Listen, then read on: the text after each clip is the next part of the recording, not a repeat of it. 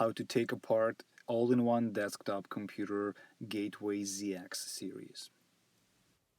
Unplug the computer from the power source and lay it down on its monitor. Next, remove the plastic cover on the back of the computer. Now disconnect all of the wires on the back. Using a flathead screwdriver, remove two plastic hinge covers.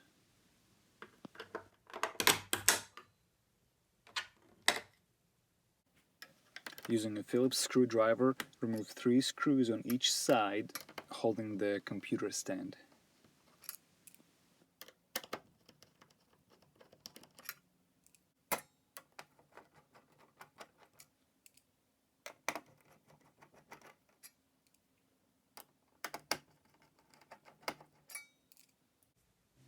Now you'll be able to take out the computer stand. Next, pull up the back panel, starting from the right side, and then just take it out.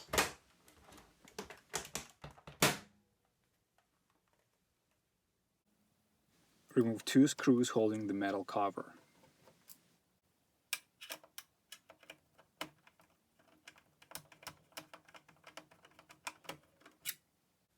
Pull out the metal cover and take out the hard drive.